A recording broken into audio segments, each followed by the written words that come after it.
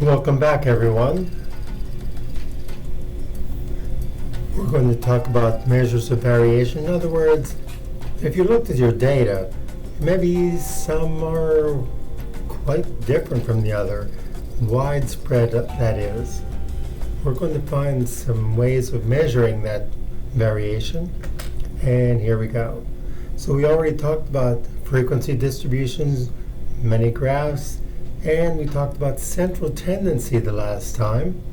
Remember, mean, median, mode, and a couple of different ways of doing it depending on what you have for your data, whether you have the actual data or whether you have a frequency distribution, and how to still find central tendency. This time we're going to talk about variation. How does your data set vary? Are they widespread, close together? How do the data look? And next, after that, we'll talk about measures of position. In other words, where is this in the data? Is it about 1/4 of the way through, halfway through, and various other things? Well, let's get going now, because this is a little bit on the long side, slide-wise. So we're going to find the range and get the pen working here. There we go. We're going to find the range, variance, standard deviation. We don't use the variance much. Usually the standard deviation, and I'll explain why. We're going to use the empirical rule. That doesn't take much time. We're not going to talk about Chebyshev's theorem. That'll avoid some confusion. And finding the sample standard deviation for grouped data. We talked about that before. Remember, we had to use the midpoint for the data item because we didn't actually have the data. Well, this is basically the same thing, except this time we're finding a standard deviation instead of the mean, for example. And we'll wrap that up by talking about the coefficient of variation. That is another way of describing how widespread these are or how close they are to each other data-wise. All right.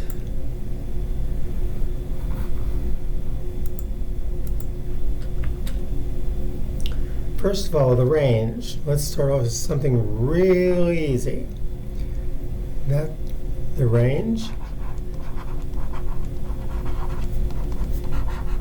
all you have to do is take the largest data item, subtract the smallest data item, and you've got the range.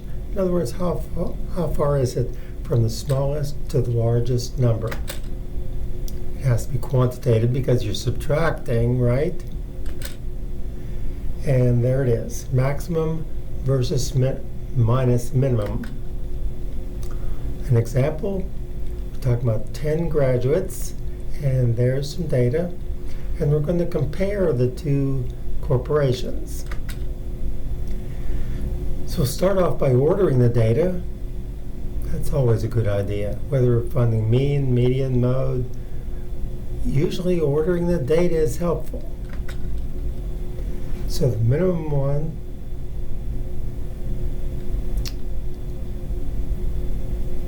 excuse me, it looks like it's confused. Let's unconfuse this thing. So here's our maximum salary. There we go, the maximum. And of course the minimum is on the other end. Subtract those two values, and our range is a 10, or 10,000. Remember, we're using the small numbers just to make it easier. Now, if you did that for both of the sets, they both have a mean of 51.5 or 51,500, and a median of 51 or 51,000, and a mode of 51 or 50,000. But the two sets vary significantly. So how can we tell which one is the greater variation just by using the numbers. So here's what they look like if you get a picture. And let me tell you right now, a picture is the first thing you ought to do with any of your data. Whether you're getting a scatter plot, a bar chart, a histogram, whatever it is, start with a picture. I'm going to say that quite often. Draw a picture. Okay. How can we show that? We need some new numbers. And the first one is called deviation. So put a star there, a small star, because deviation is important in its own way, but it's not important in other ways. So let's see why. This is the difference between the entry and the mean. In other words, x minus the mean is the deviation for that particular data entry. For the population set, it's x minus mu. For the sample data set, it's x minus x sub 1.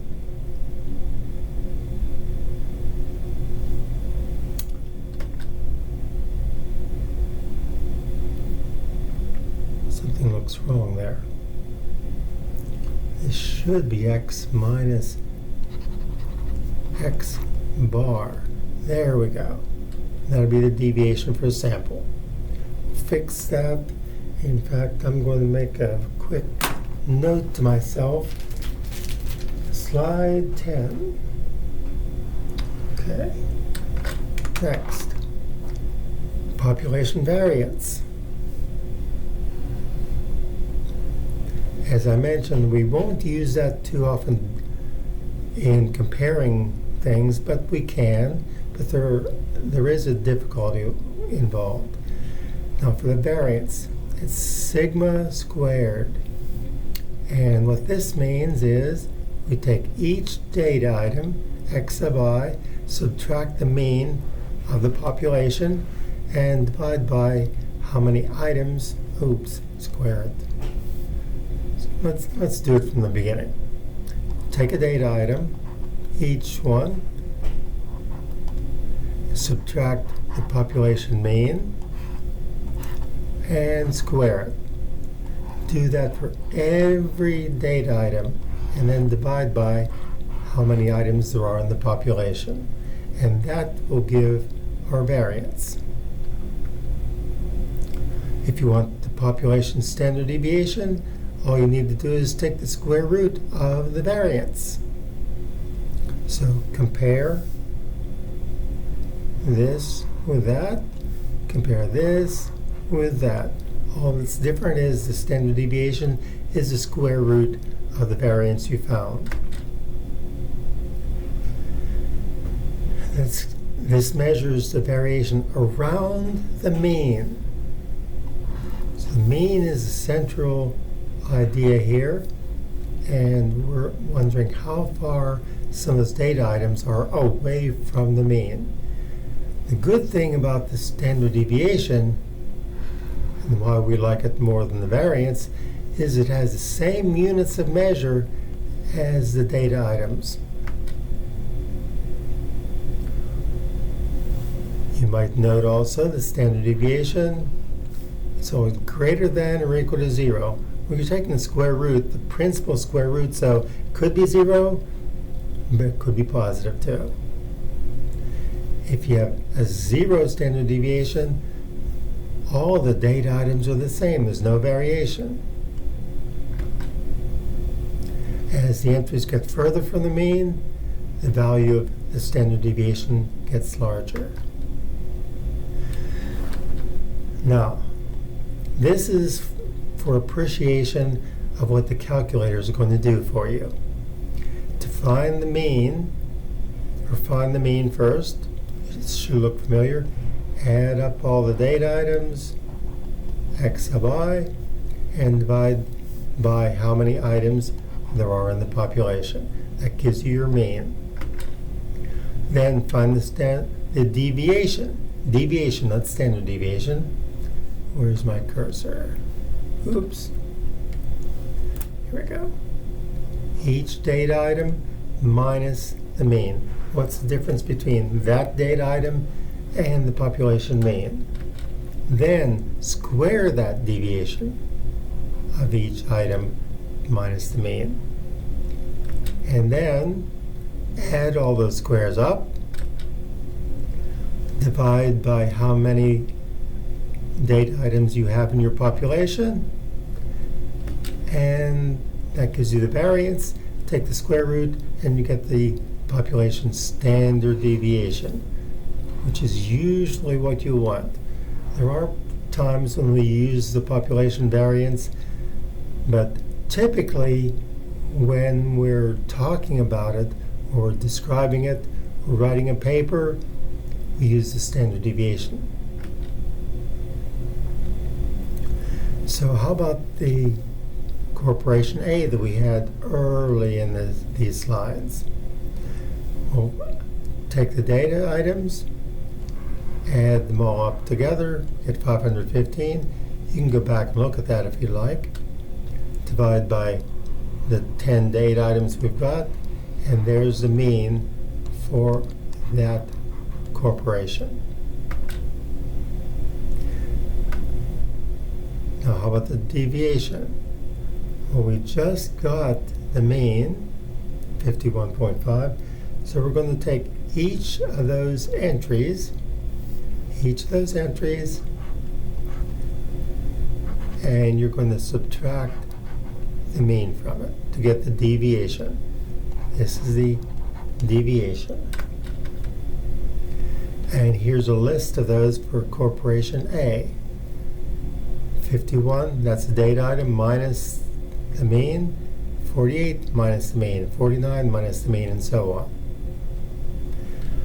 Now, one thing you don't want to do, because it wouldn't hurt anything, but you wouldn't get anything out of it, would be if you take these deviations and you think, oh, that's important, I'll just add them up and get something important. Well, when you do, you end up with 0. No matter what your population is, the sum of the deviations is 0. That's not going to help us at all.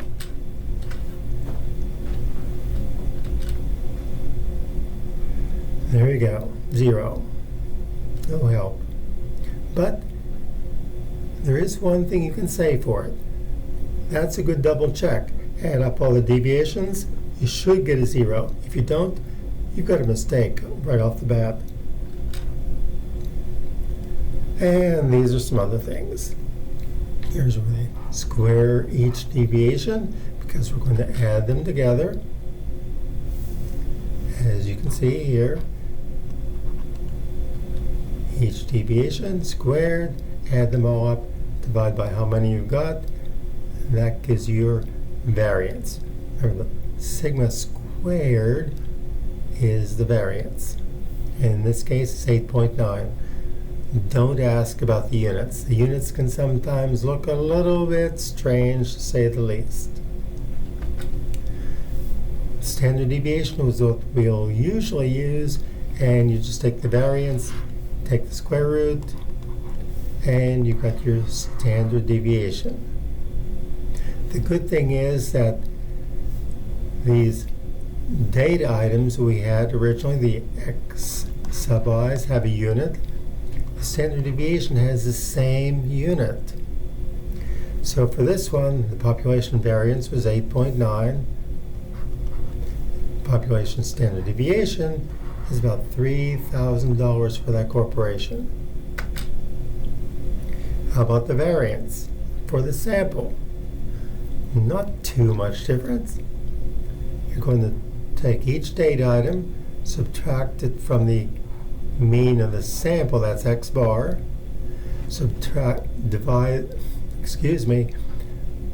square that, add all those squares up, that's what sigma means, add them all up, divide by n minus 1.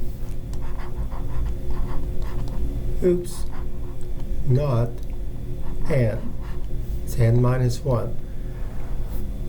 Your best bet is to not ask about the n minus 1. It's because the sample that you divide by n minus 1 instead of n.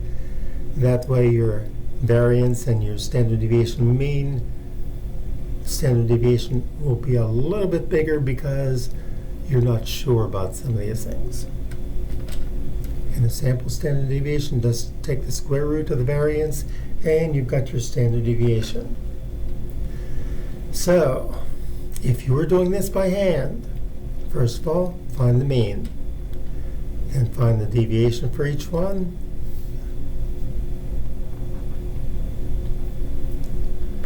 Then you'll square each deviation. Add those deviations, you'll get sum of squares. We don't actually use sum of squares for anything, but if you took up statistics, you would find some other uses for sum of squares. Once you get that, divide by n minus 1, and you got the sample variance. Will be, take the square root, and you've got the sample standard deviation. Notice that for the population, your standard deviation was a sigma, Greek letter. For the sample standard deviation, it's a regular letter. I think it's called a Latin letter, but not Greek. Now, how can we make that easier? If you actually tried that with even a small data set, you would not be happy. And it would take a long time. Even if you had just 50 data items, you'd be here for a long time trying to get that standard deviation that you want so badly. So how about the TI-84? Let's try using that instead. Well, first of all, enter the data. Go to Stat, Edit, and you'll probably want to put your data items in list number 1. Once you've got those in, you're ready to roll, and you're ready to tell your calculator to get busy, because there's a lot of work. Again, you don't even need to get out of Stat. You don't have to hit Quit. Next, hit Stat, Calc, which is one of the 3 submenus, and you've got one variable stats, and that will be the first one on the list. Enter the list number, usually L1, and you can put that in the calculator by hitting second 1, and that gives you an L1. Once you've got L1 or L2 or wherever you have your numbers, then for the frequency list, put it in if it's applicable. If it's not, make sure there's nothing there. If you do have a frequency list, you probably will have it in L2. Once you've got those in, go down to the bottom, hit Calculate, and Enter. Now, there are 2 standard deviations. If you've been paying attention, there's 2 of them. And in the information you get from calculating that one variable statistics, you have an S sub x. And that's for the sample. But you've also got a sigma of x. And that's for the population.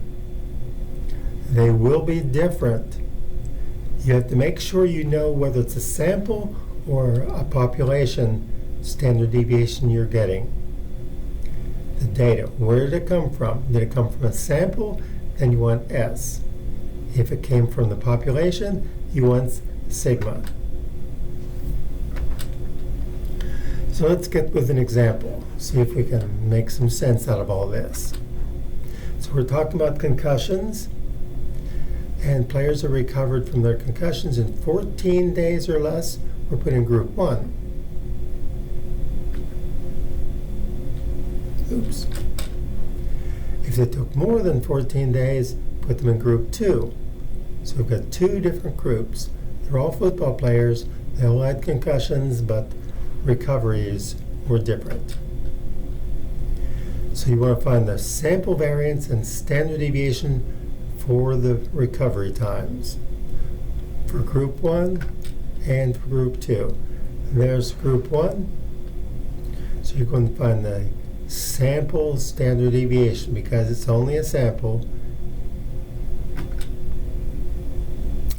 This is what your calculator is doing for you in the background. And very quickly compared to how fast you could do it. So there's what your calculator is doing.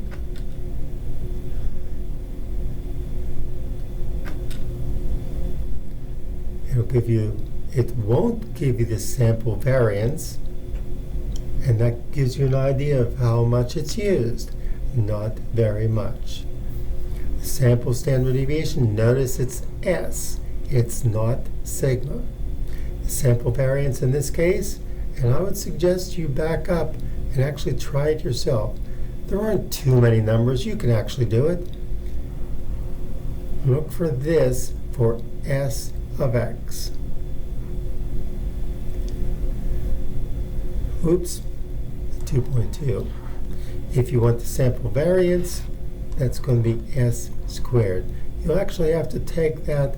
There's a way of getting it, the standard deviation otherwise, but you might want to just go ahead and write this down, take the square of it if you really want the variance. Here's another one you can try. Now remember, you're using your TI-84, so there's not going to be a lot of work. The main thing is going to stat edit, putting all those numbers in, and making sure they're all correct. A good idea might be to put those in, hand it to someone, have someone double check it for you. Because if you put 70 in instead of 30, all of this is going to be for naught.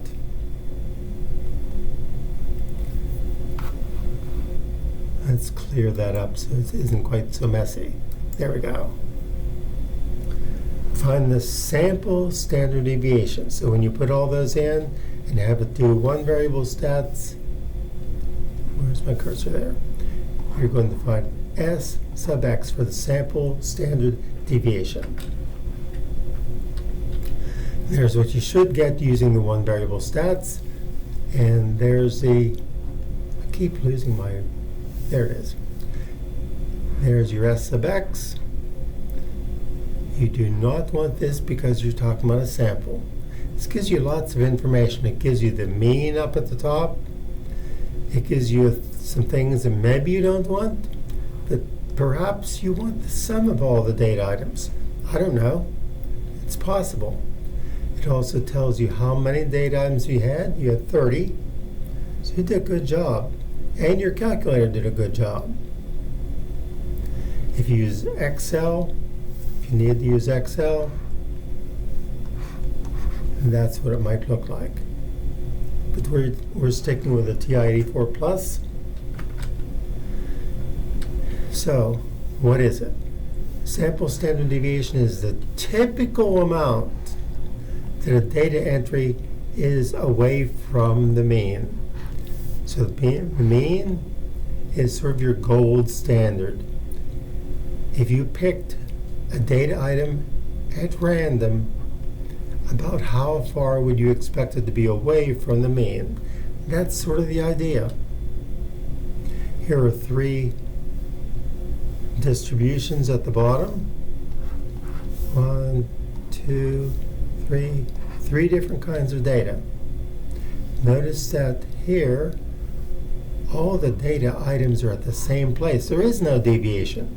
So sample standard deviation, 0. The second one, the same mean, but it's spread out further. So the sample standard deviation is not 0, it's 1.2 in this case.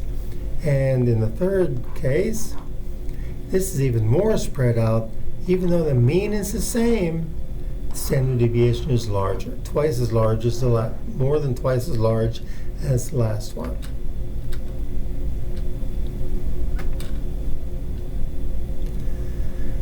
Here's a good place for you to stop, pause, and give this a shot.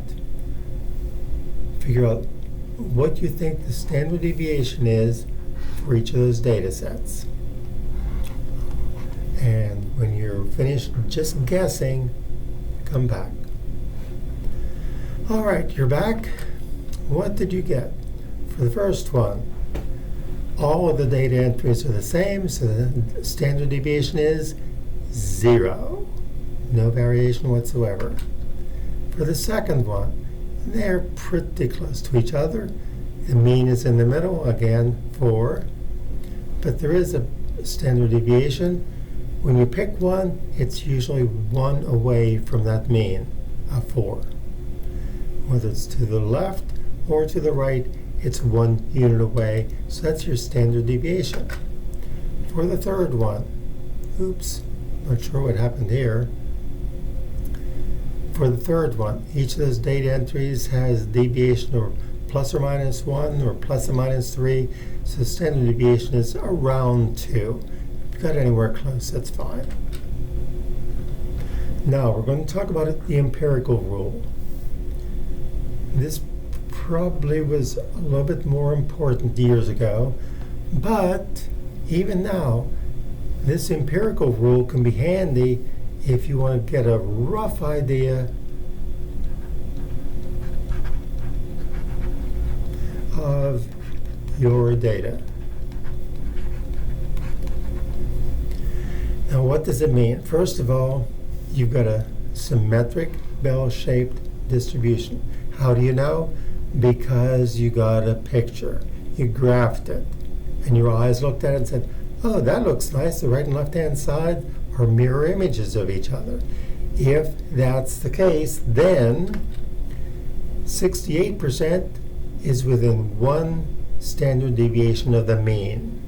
So if it looks like this, which is nice, and the mean, of course, and the mode and the median are all in the center here, then going 1 standard deviation both ways makes up 68% of the entire distribution. 32% will be either in this side or in this side. Next, let's go back to that symmetric distribution again. 95%, there's your mean, 2 standard deviations away. 2. That means that in here, you're going to have 95% of all your data within 2 standard deviations. Only 5% is going to be greater than 2 standard deviations away. And third, 99.7. Here's your symmetric distribution again. There's the mean. And 99.7 will be within 3 standard deviations. 1, 2, 3. There's not much left out here.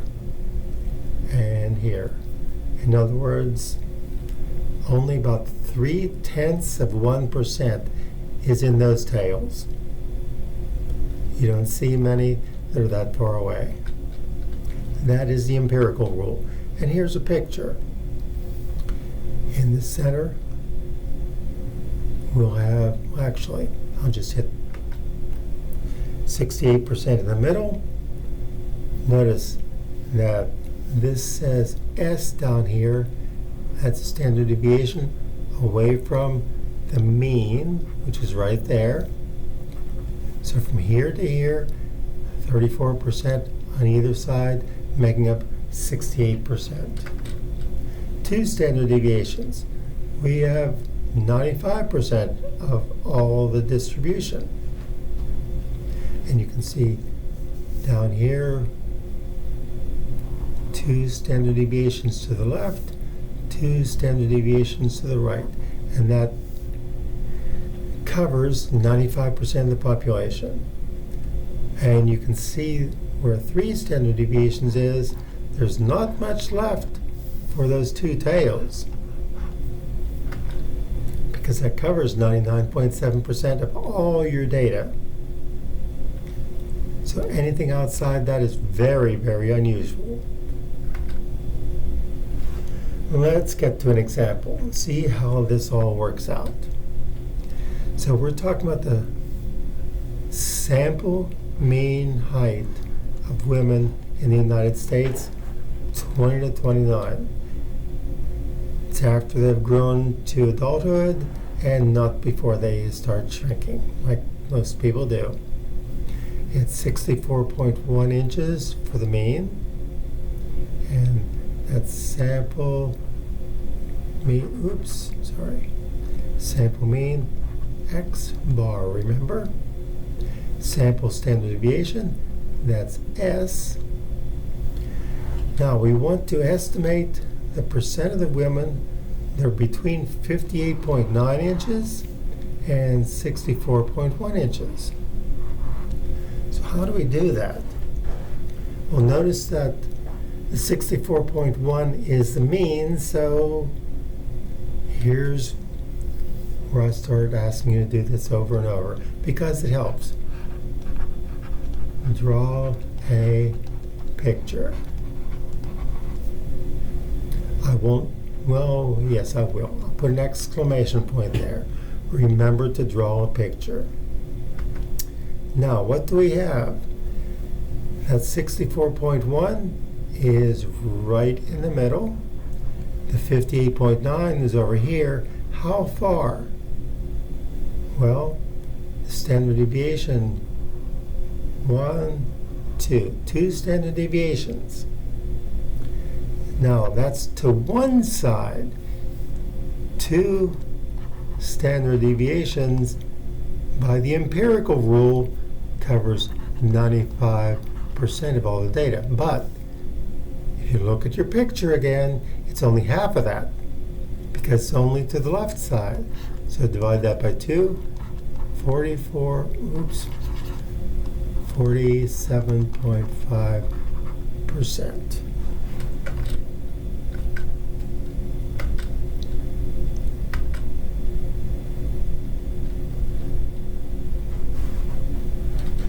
Now, you see here it's 47.72. That's why I use the empirical rule. It gives you a rough estimate. It's not perfect. Well, statistics isn't perfect, but it does get you close. It's not the 47.5 from the empirical rule, but it does get you pretty close.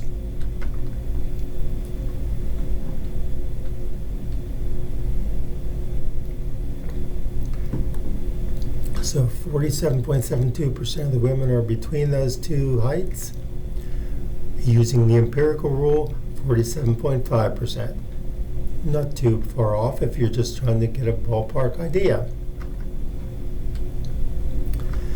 So what's an easier way to find that?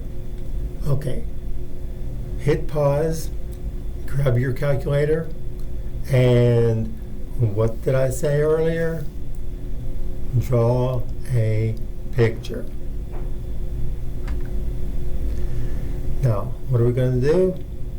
Well, here's where you go a different place in your calculator from what you've usually gone. You're going to hit the second key and the bars key, which is in the upper right side of your calculator. You can find it. Now, if you look above the bars key, it says DISTR right above it. And by doing second bars, you actually get the distribution menu. What you want is the second option. You can cursor down and hit enter, or just take the easy route. Just hit 2, and it'll give you normal CDF. When you want an area or a probability, normal CDF is what you want for a good symmetric bell-shaped distribution. Note that there is a 1 up there. 1 has normal PDF. You will not be using this. Normal PDF is used if you want to graph one of those curves. So just number 2. So when you get the second bars for the distribution, make sure you go for number 2 for these examples.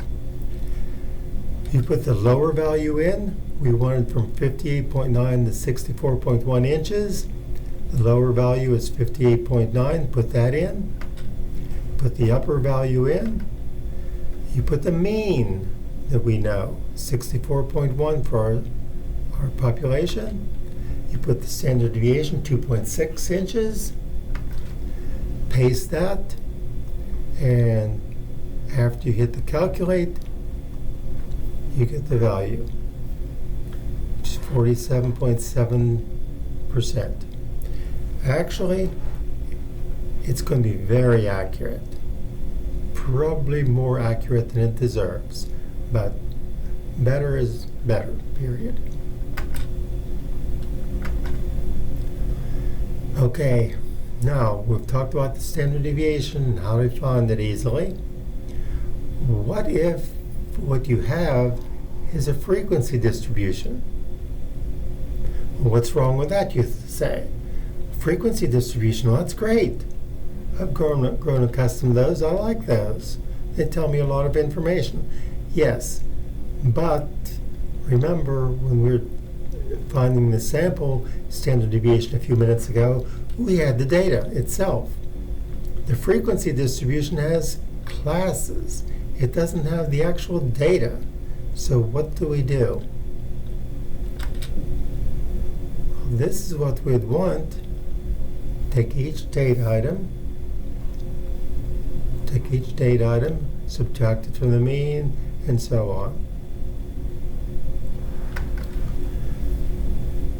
So what we'll do is to get each of these items, and this is for a class. And since you don't know what the data items actually are, you're going to use the midpoint of each class. We're back to using the midpoints again. So x will be the midpoint for that class, and you'll multiply it, the square of that, times the frequency for that class. Add all of those products up, divide by n minus 1, take the square root. And the good news is you can do this in the calculator.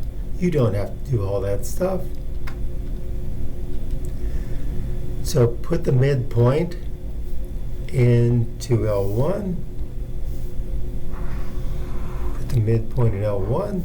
Put the frequencies in list 2. This is one case where you'll want something for the frequencies when you go to start doing the statistics. Okay, hit pause, and we want a couple of things. First of all, we want a sample mean and sample standard deviation. You could put all those in your calculator and find the sample standard deviation. Instead, we're going to create a frequency distribution. If you look back here, all those are integers. You have zeros, you have ones, twos, and so on. We've accumulated those. We've got 10 zeros, 19 ones, 7 twos, and so on. So you've got frequency for each of those classes. Multiply the midpoint, well, it's the only point, times the frequency. Add those together, and notice the total of the frequencies is 50. And that gives us our mean, 1.8 in this case. And we get sum of squares. I'm not going to bore you with this. We're not going to do that. The calculator is going to do that all inside itself. And it's going to get the sample standard deviation for us. All you have to do is put x and f into L1 and L2. And you're going to get S sub x. Remember, this is a sample, so you are not using the sigma. And S sub x, where am I? S sub x is the 1.7 children. Here's some using midpoints of classes. We've got classes here. Notice you've got less than 100, it'd be 0 to 100.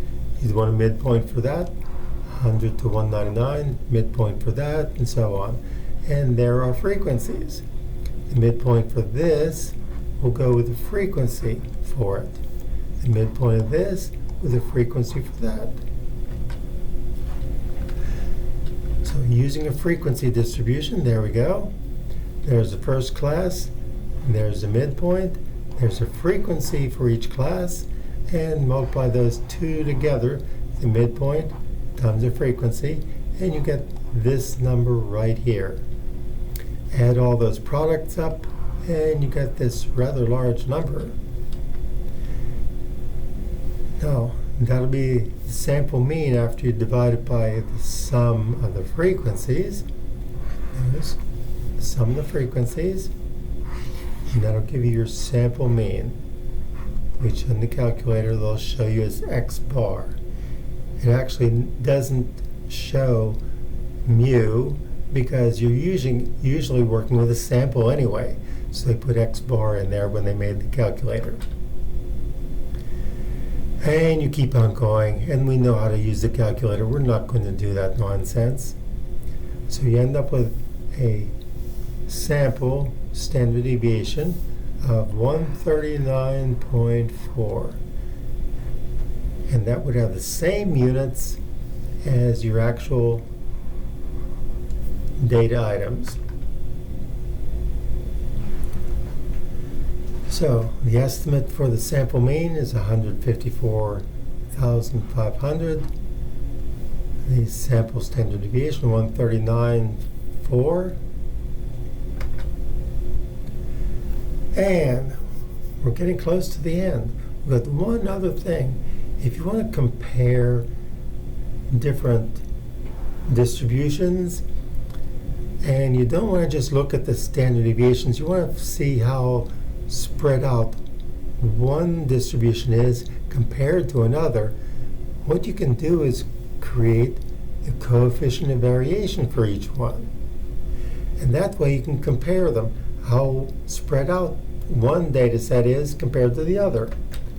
And all you need to do is take the standard deviation divided by the mean. This is for the population. Notice the Greek letters. That means population.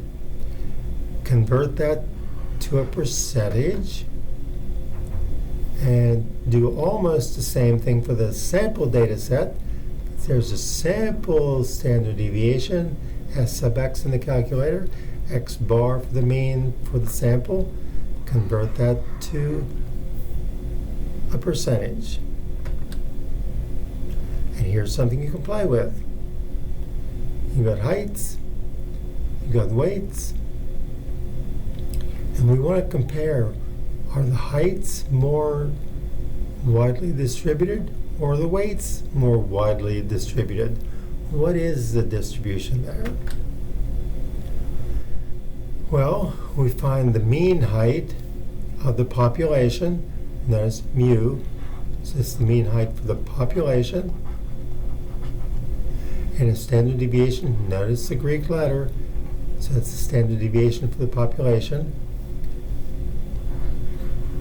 Put those in your fraction, convert it to a percent, and there you are for the heights.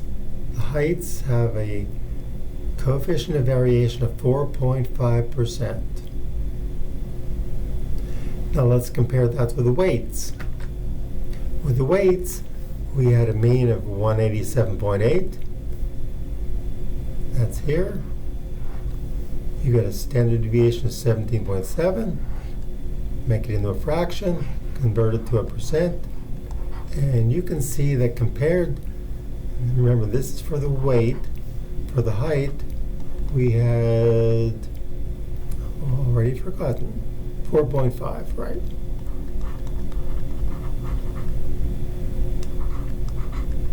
So the weights are more widely spread.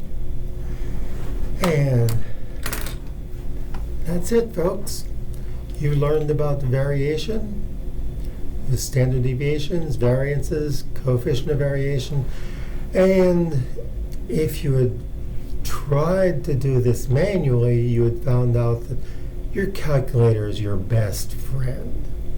You can do this with Excel, you can do this with Minitab, you can do it with other statistical packages we're using with the calculator, and for us, the calculator is a godsend.